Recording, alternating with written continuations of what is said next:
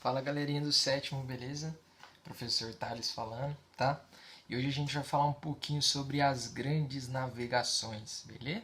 Quando a gente fala de grandes navegações, a gente tem que ter na cabeça o seguinte: quem era o dono da Europa economicamente? Quem era o dono da Europa economicamente era basicamente as cidades que ficavam na Península Itálica, sabe a botinha, né? Que era a cidade de Gênova, a cidade de Veneza e a cidade de Florença. Basicamente eram essas três cidades que coordenavam todas as rotas marítimas pelo mar Mediterrâneo e também todas as rotas terrestres dos produtos que vinham da Ásia, certo?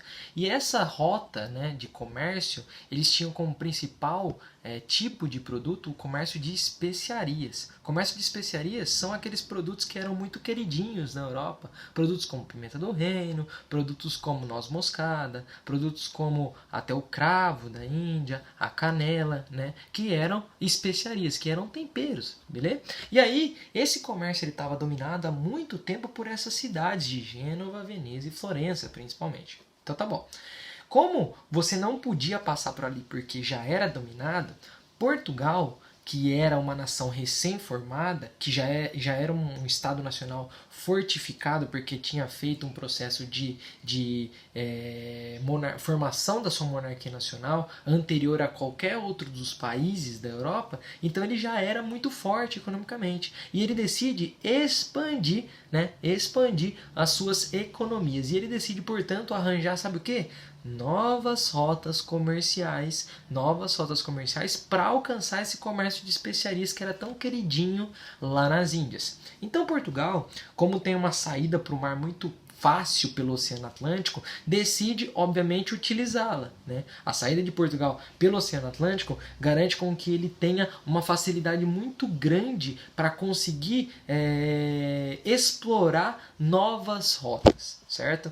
A gente está falando de uma época que Portugal se dá esse luxo de explorar novas rotas porque a gente está falando do renascimento científico, do renascimento cultural, então já se tinha uma noção de que o planeta, sim, era uma esfera, né? Existia, obviamente, um temor por parte da sociedade de não ser, de ser uma coisa plana, eles caírem no abismo ao infinito, mas já se tinha noção da ciência, né? Então eles buscam novas rotas partindo do princípio que eles contornarão o continente africano, certo? Então, Portugal opta por essa rota de contornar o continente africano, por já ter embarcações chamadas de naus, que eram muito boas, né, para essas navegações de grandes distância, as naus portuguesas, né? Além disso, você tem também o contato com conhecimentos árabes da época, que eram os conhecimentos deixados pelas invasões dos povos árabes lá no século VII, né, que foram expulsos nas guerras de reconquistas, né,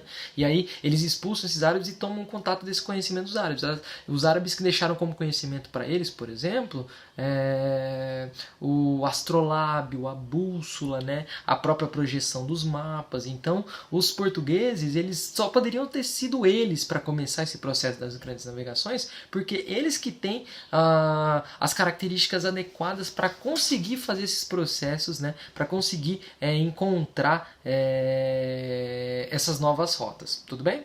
Além disso, fazia sentido você buscar novas rotas comerciais, não só para o comércio de especiarias, mas para atender uma nova necessidade dessa nova política, né, de monarquia nacional. Lembra que o sistema econômico da época é um sistema chamado de mercantilismo. Não é capitalismo ainda, é mercantilismo. O mercantilismo, ele quer principalmente o quê? Encontrar metais preciosos como ouro e prata. Então, nesse processo exploratório de Portugal, um dos objetivos também é o quê? Encontrar novas colônias. E ora, num desses processos ele acaba encontrando aonde? Aqui o Brasil, certo? Então nós somos frutos direto, né? Somos frutos direto dessas grandes navegações. Frutos no sentido de, se não fossem as grandes navegações, nós não teríamos a nossa sociedade da maneira como nós temos hoje em dia. Tudo bem? Então, além de tudo isso, Um dos objetivos, obviamente, né, deles era também difundir a fé, né, difundir a fé cristã, difundir a fé católica, principalmente, certo? Porque, como a gente estudou em sala de aula, a gente viu que teve as chamadas reformas protestantes. E as reformas protestantes fez o número de fiéis católicos diminuir. Então eles precisavam voltar esse número. E como que eles vão fazer isso? Através das grandes navegações. Quando esses portugueses acabam encontrando outras colônias, chegando em outras colônias, eles vão tentar converter as nações nativas desses lugares à fé católica, portanto aumentar o número de fiéis. Então, a grosso modo, é isso que se trata as grandes navegações de Portugal. Por quê? A gente sabe também que teve as grandes navegações por parte dos espanhóis, certo? Então os espanhóis também fizeram as grandes navegações e acabam chegando aqui na América, inclusive antes mesmo dos portugueses, tá? Mas isso é assunto para a próxima aula. Por enquanto, fiquem com isso, façam a lista de exercícios e é isso aí. Grande abraço, se cuidem.